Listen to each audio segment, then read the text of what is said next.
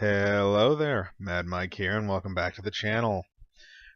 So today we are going to continue our Journey to Endgame series with the other MCU film that came out in 2008, The Incredible Hulk, starring Edward Norton, William Hurt, Liv Tyler, and Sam Roth. Now, this movie, it has issues. It does have issues. I don't dislike this movie, but it does have issues. Some of it has to do with kind of what came after it, and some of it has to do with the actual production of the film and some of the stuff that came before it. So just to do a quick recap, in 2003, we had the Eric Bana film, which is just called Hulk. And that movie is not connected to the MCU in any way. It was directed by Ang Lee, but it was not very well received. Fans didn't like it. Personally, I don't really care for the film, but there are some people that really do enjoy it, especially people that are fans of Ang Lee. Now, moving forward into 2008, Marvel felt at the time that it was a short window to kind of do a reboot on the character, but they were going to do it anyway.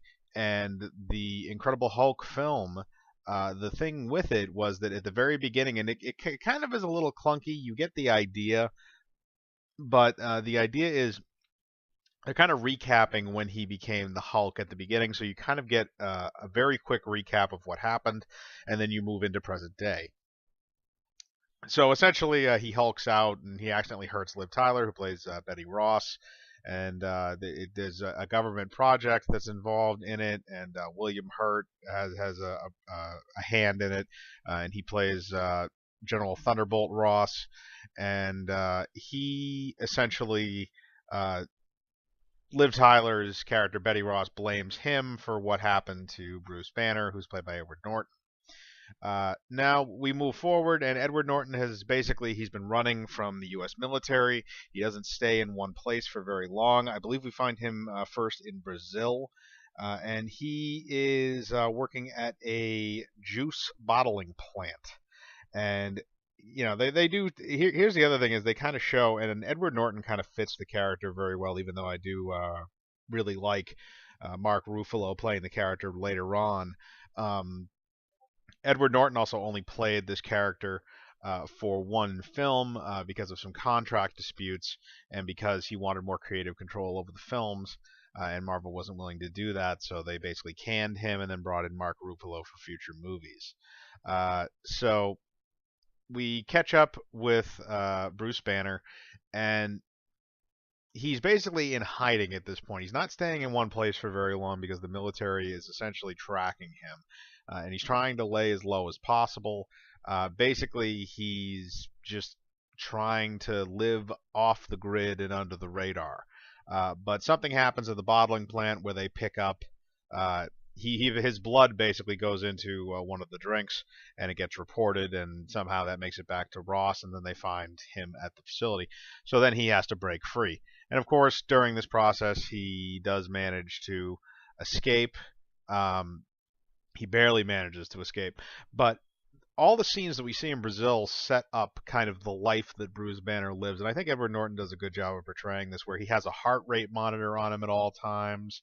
And he's very concerned with other people, and that's kind of the thing with Bruce Banner, is that the Hulk, especially at the beginning, we might see a change in Endgame when that comes out, but the Hulk really at the beginning, Bruce Banner has no control over him. And when it decides to come out, it's just complete carnage. It's basically base instincts. The Hulk has no he has no conscious, he doesn't have very much conscious thought, and when he gets pissed, it doesn't matter. He's going to destroy whatever is in front of him. And Ross knows this, but Ross at the same time wants to cover up Banner. And the whole thing was basically Banner working on a super soldier serum to simulate Captain America, which we'd go more into the Captain America stuff in his movie, which I've already covered. But Bruce Banner has now changed into the Hulk, but he tries to keep it in check. The whole thing is he's taking these classes to control his heart rate, and he's trying to keep himself from hulking out and hurting people. And that's really the core value of Bruce Banner in this film. And I think Edward Norton does a good, again, I think Edward Norton does a good job portraying it. Where Bruce Banner, the whole thing is he just wants to be left alone. He doesn't want to deal with any of it. He just wants to be left alone, and he wants to be calm so that he doesn't hurt anybody. And that's really the whole thing with him at the beginning is he just doesn't want to hurt anybody, and he doesn't want anybody getting hurt because of him.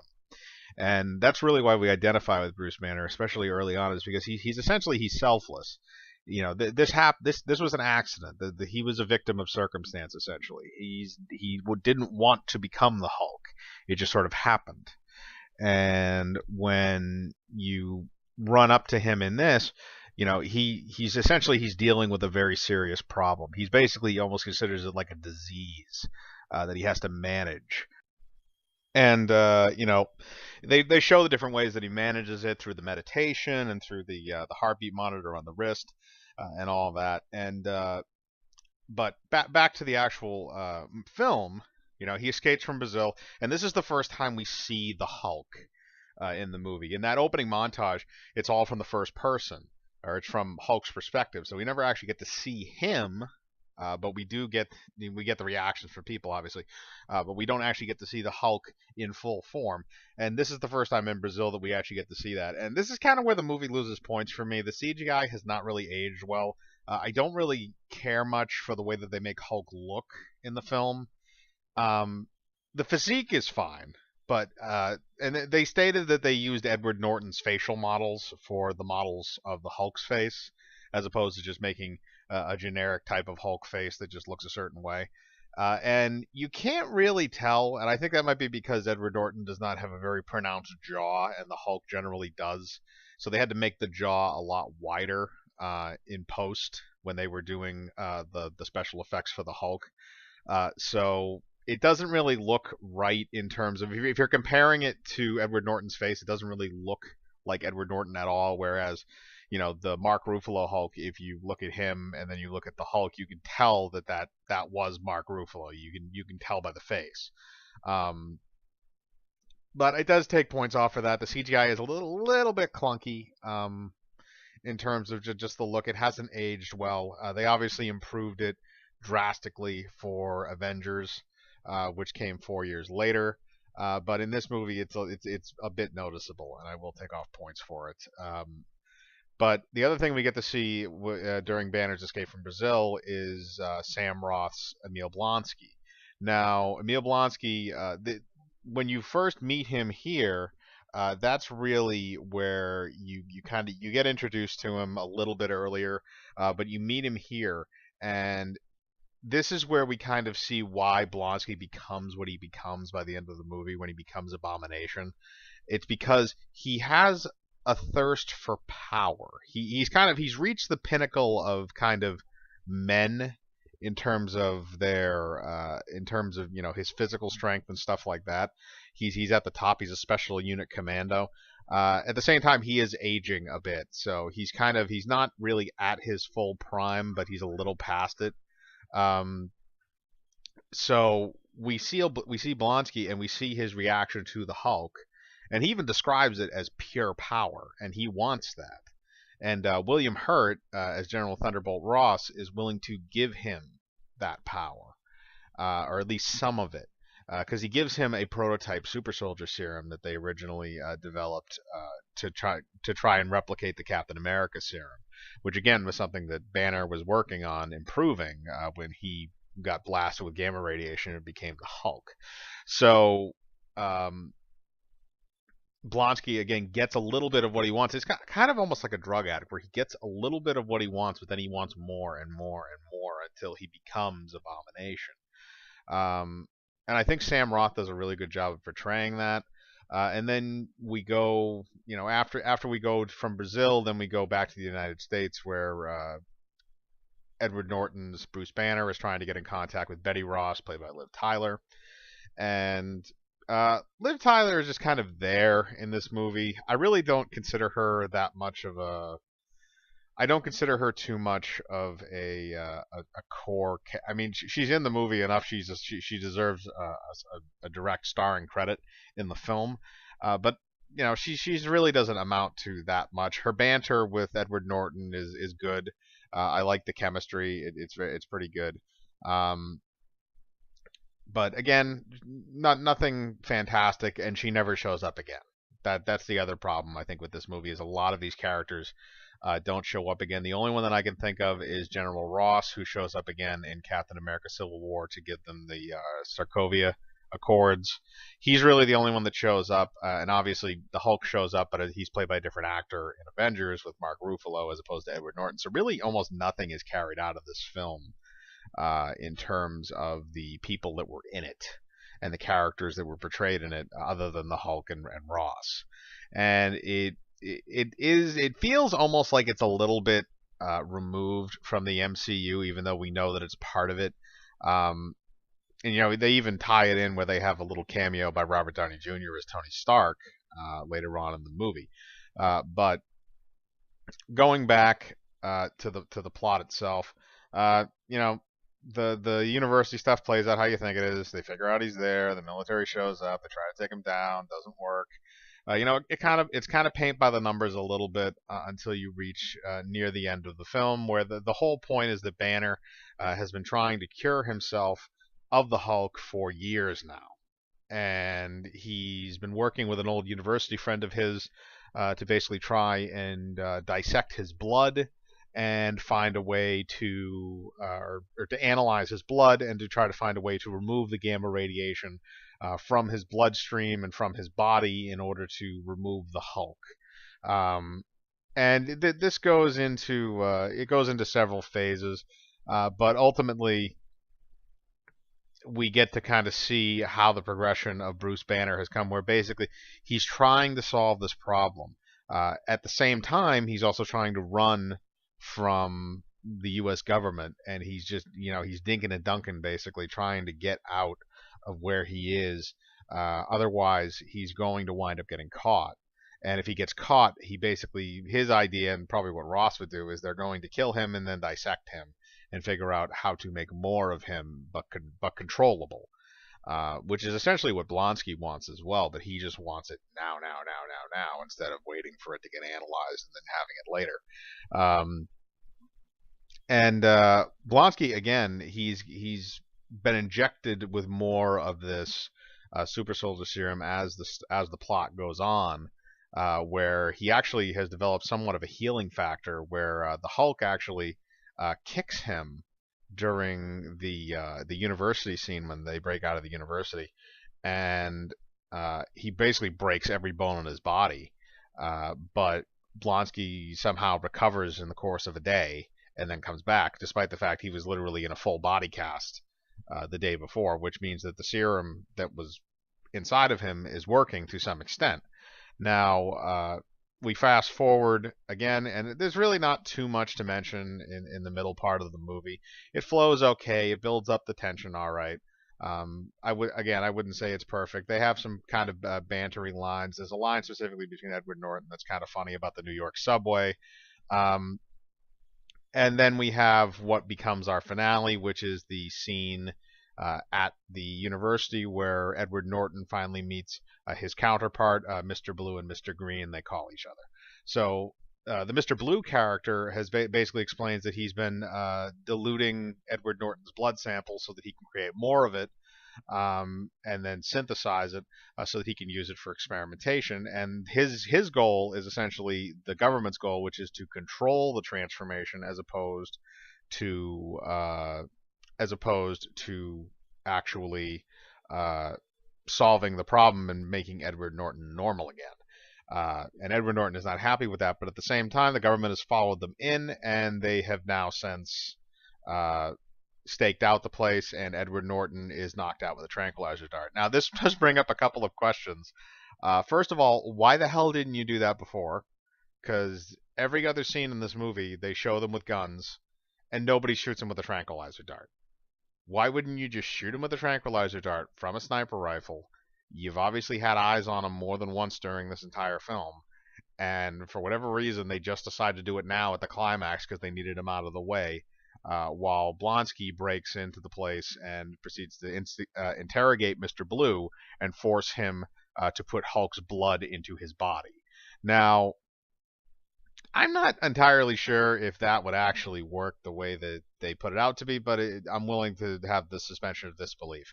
And there's another weird part at the end of the movie, which I'll get to with Mr. Blue, which is really weird. But essentially, Blonsky has Mr. Blue put the Hulk's blood in his body, and when that happens, it mixes with the super soldier serum that he's already injected into himself and turns him into literally what looks like a giant monster. And I like their interpretation of Abomination. He looks kind of cool. The CGI again is still a little clunky with the film, but he actually looks better than the Hulk, honestly. But it's not as noticeable. But I do like the way that they made him look. It kind of looks like, his spine goes out and like bends in weird directions, and his body kind of warps. It becomes like this weird distorted version of the Hulk as opposed to what it is in the comic books, where he's like this big green scaly thing with like one eye. It's really weird, but I like what they did with it. But then he proceeds to go on a massive killing spree, and he doesn't give a crap. But for whatever reason, again, he's in control of himself as opposed to the Hulk that isn't. It's very, very odd. But again, a lot of what this final act sets some stuff up, but it doesn't set it up necessarily in a smart way, which is again why I take kind of points off for this one. But you look at the final actual fight between Emil Blonsky and the Hulk. Or now he's Abomination. By the way, the Abomination name drop in this is very, very cringy. Where Mr. Blue says, "You got something. You got a little something in you already. If I put this in you, you could become an abomination." It's really, really dumb. So Abomination breaks out of the lab and then proceeds to go on a killing spree. And they realize the only way to stop him is to bring out the Hulk. Now, Edward Norton has gone through the procedure, quote unquote, that's supposed to actually cure him of being the Hulk that's been done by Mr. Blue, but he still thinks he might be able to transform. So in the most climactic way possible, Edward Norton actually drops himself out of the helicopter that he's in towards the street in some way to increase his heartbeat so that he becomes the Hulk. Now, this is also another kind of issue that I had with this scene, and they did it actually better in Thor Ragnarok, which is probably what would actually happen if you did that, where in this scene, Edward Norton falls out of the plane. He hits the pavement, and he goes through the pavement and into what I can only assume is a sewer pipe underground. That's not what would probably happen if you fell out of an airplane. You'd probably just bounce off the ground a little bit and just land like a bunch of meat chunks, which is actually what essentially happens in Thor Ragnarok, where he jumps out of the alien ship and he just like lands and just face plants on the bridge that goes to the Bifrost, and then he becomes the Hulk afterwards. Same thing essentially happens here, except he goes through the ground, so he becomes the Hulk, and then we have our face-off. And quickly, actually, before we get to the face-off, like the weird moment I was mentioning earlier. So Mr. Blue, during the when Abomination is born, quote unquote, he gets knocked aside, and he actually hits one of the containers of Hulk blood, and it cracks a little bit. And when he's on the ground, he has an open wound on his head, and the Hulk blood then proceeds to drip into the open wound, and his head begins to grow and kind of pulsate. Now, he's supposed to become the villain, the leader, who is basically a super intelligent being. Now, I don't know how the hell that actually works, because you injected Blonsky with Hulk's blood and he becomes the Abomination. Then you put it in Mr. Blue, and for some reason he gets super intelligence. So they really kind of play around with that idea. It doesn't really work very well. They never expanded on it in future films. I don't think they ever will. It's an interesting little tidbit in there if they ever decide to resurrect that character, which they could in the future if they think that they can tie those things in. But I at this point I doubt they'll be mentioning him at all, because they haven't mentioned him in over 10 years now. But it's just a little weird scene that's in there, and just gives it kind of. I'm giving it some context, even though it's just kind of strange. And since they never expanded on it in the future, it makes it even stranger. Which again, I take a few points off for that. Um, but we go to the final battle, and the final battle is actually pretty satisfying. It's not, it's a throwdown, beatdown between these two, and they don't overpower the Hulk, which is nice. They don't make it all about the Hulk, where the Hulk and Abomination are essentially trading blows for the most part. Abomination's actually winning for the majority of the fight until the very end, where he actually knocks down the helicopter that has Betty Ross and Thunderbolt Ross, and all of them inside of it. He knocks it down, and then the Hulk basically has to fight Abomination, so he doesn't kill the people that he cares about. And again, they showed it a little earlier in the film, but in this film, really the only thing that kind of bleeds over from Banner to the Hulk is his strongest emotions. And essentially, his strongest emotion, other than rage, is his love for Betty Ross, which is what we see in a scene earlier, and we also see it in this scene where he fights off Abomination. Basically, he gets stronger. The Hulk, the rage makes him stronger. Um, where he fights Abomination to save her, and there's a few really good scenes in there, but ultimately Hulk strangles him with a set of chains, large chains that he finds, and he doesn't kill Abomination. He just strangles him until he's unconscious, and then beats the living crap out of him. Now, I don't necessarily think he should have killed him, because there is enough control in the Hulk. But at the same time, we never see Abomination again. He only shows up in this one movie, as far as we know, unless he's in a lab somewhere and they bring him back for another movie. But we don't see him ever again. And again, that's something else that's kind of repetitive of this movie, which I don't really like. I like seeing, if you're going to have a series of films, I kind of like seeing characters over the course of the films appear again. And that's why I was really surprised that they brought back William Hurt as Thunderbolt Ross for Captain America: Civil War at the beginning. It was kind of weird to see him again playing that character, because we hadn't seen him in 8 years at that point. But again, Abomination is never seen again, and he's never kind of expanded upon after the fact, which I think would have been interesting if you had done that. Now, nothing barring, in the future, if they go back and say, oh, when we want to do another Hulk movie or something else, and do that, that's fine. But overall, the final battle is actually fairly satisfying. It's pretty climactic. And then at the end, the Hulk kind of runs away from the helicopters, and the whole thing is, oh, he's on the run again. And then in a post-credit scene, we see that somehow the Hulk has made it to Canada, and he's basically just holding out in the Yukon. There were actually two after-credit scenes. I can't remember if one was deleted or not, but I've seen two. One of them is of Edward Norton in a cabin, where it shows that he's meditating, and it basically the hint is that he's now in control, is in somewhat a control of the Hulk form, and that he's somehow able to control it to a point. The other one is that he walks out into the ice, and he's going to kill himself with a revolver, and you hear a gunshot. And then he hulks out and proceeds to destroy everything around him. Now that scene was actually referenced in Avengers, where Mark Ruffalo explains that he tried to kill himself because of the Hulk, and the Hulk just came out and regenerated, and he couldn't die. And I believe the actual line that he says is, "I put a bullet in my mouth, and the other guy spit it out." And again, that's kind of the idea of it, just the curse of the Hulk. Essentially, he views it as more of a curse or a disease, which I think is the appropriate way to view it, especially in the early stages. Now they're thinking that he's going to be Professor Hulk, which is the intelligent version of him. So that'll be interesting to see. But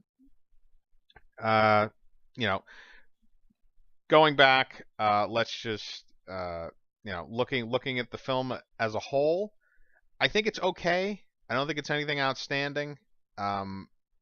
I think it's very good for a first try at a Hulk film from Marvel themselves. I think it's it's a pleasant departure from the Ang Lee Hulk, which came out 5 years before that. And I enjoy the film, but I realize at the same time it does have a fair amount of flaws in it, both from the acting perspective to the special effects, to some of the writing and plot elements. And with that, I am going to give this movie 5.5 Hulk Sonic Booms out of 10. So now you're going to see the ranking for it. It'll be on your screen. And The Incredible Hulk comes in at number 14 out of the 21 MCU films. Next time we will be going into 2010's Iron Man 2 and that commentary. So we will continue this then. Until then, remember, leave a like on the video, hit the bell for notifications, subscribe, and remember, I live my life free of compromise.